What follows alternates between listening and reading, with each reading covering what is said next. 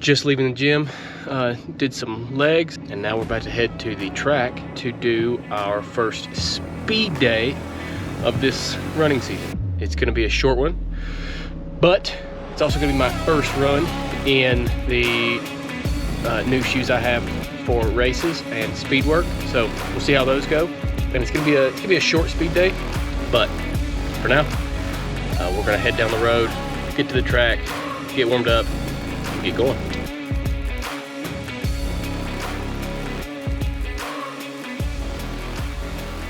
So we're out here at the track. I'm about to change into my new shoes. So the plan is do an easy mile warm up, do 2 miles of 800-meter repeats, and finish off with a mile. So the goal for this is that it's geared towards a 5K speed workout. And I don't remember exactly what pace I trained at, but I was running about a 7-minute per mile pace on my speed days for my 5K last year. I ended up running about 6:35 for the miles on the 5K. So I think for my training days, my goal is going to be to hold a 6-minute pace on my 800s. If I had trained for a little bit faster last year, what would I have gotten? So this year, I may not be able to hold 6 for all 4 of the 800s, but I'm going to give it a shot. You know, if I'm not pushing myself, if I'm not getting better, then I'm only ever going to stay where I'm at, and I want to see what I'm capable of. You know, if you don't do speed days, this is still, I think, one of the best ones that you can start with, because it's super simple. You do 4 laps around a track, and then you do 4 sets of 2 laps, and then you do 4 laps. Don't even worry about a pace. Just do 800s a little harder, and then do the miles, the actual mile warm up and cool down at an easier pace. This is my first speed day since whatever the last one I did. I think the last tempo workout I did was training for the half marathon last year. So it's been a while. Let's change shoes and get to it.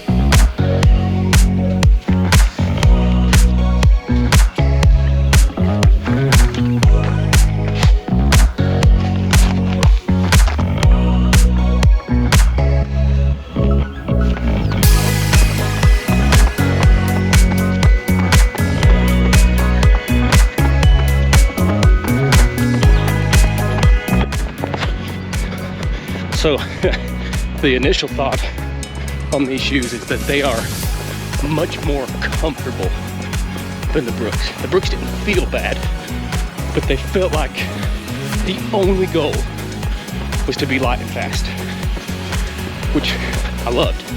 This feels like the goal is somewhat of a balance there.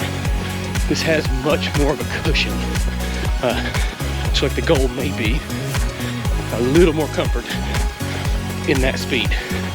And I didn't do my half marathon or my marathon last year in those racing shoes because they were starting to hurt my feet a little bit.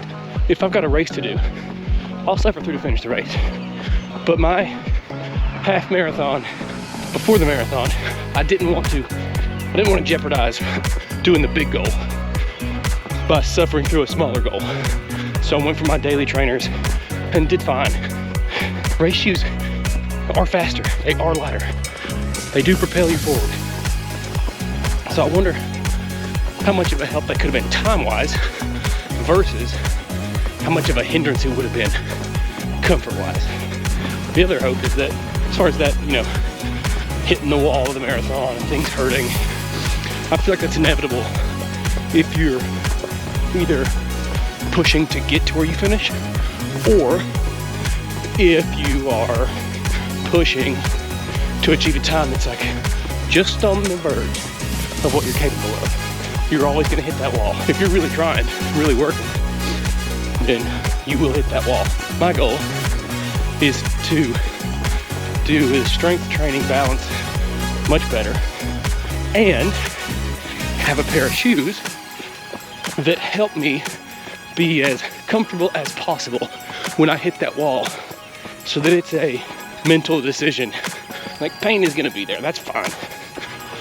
But I don't want to be like, oh, if I keep going, I'm gonna tear this muscle, or I'm gonna pull this muscle, or whatever. This seemed to be a very good race shoe option for me. So I'm very excited. That's a long story just to say I have some new shoes. And I'm almost done with my mile warm up. And then we'll get into the speed section. So there's the warm up mile complete. Time to pick up the pace. It's been a minute since I've done this, so I'm sure it's gonna be a struggle, but that's what the struggle's for. You know, it makes us better. That's why we struggle. Choose to do hard things to make yourself better. Let's go. Just finished the first 800. 6 is fast for me. I think I got pretty close. I was hovering around 5:55, 5:58 when I was looking at my watch, but I wasn't looking at my watch the whole time. So once I saw that it was close, I tried to hang on to that pace. I'm trying to get a little bit better at feeling a pace, because last year I felt like I was terrible at that. Short break, on to number 2. Set 2, done. This is really fast for me. It just makes you look at like elite distance runners.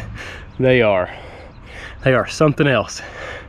I'm barely able to hold this 6-minute pace for 2 laps around a track. I was hovering around 6:05, 6:08 on that one. So I may attempt 6, but if I'm under 6:30, I'm happy enough. And I'll just keep doing this same speed workout, and eventually that 6 will be the norm. So the goal is to push myself, not necessarily to hit everything. This goal is based off last year when I didn't push myself hard enough until race day. This may be the ticket. Number 3 coming up. Here we go. Number 3 done. The highest number I saw on that one was 6:20, and that was just popping up as I was checking because I felt myself slowing down. But I did see a lot of 5:47s, 5:50 something, so on average I would say that was pretty close to 6. One more.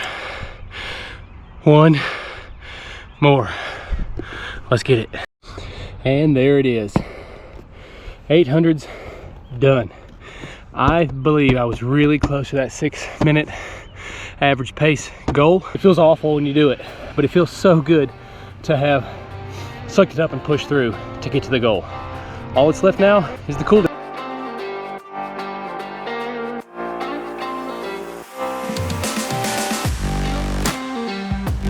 So, shoe review. After, what, 20 minutes in these? I am obsessed. As far as a race shoe for long distance goes, I think I've hit a home run. This speed workout, same one I did last year, just a minute faster pace, and I could do it. And if all things stay true, if I do what I've been doing for a couple of years, I don't know if I'll hold a minute faster pace over a 5K, but I should at least be quicker. I was going for what, under 23 last year, and I got under 20, barely. So maybe we're looking at taking 30 seconds or a minute off the entire 5K.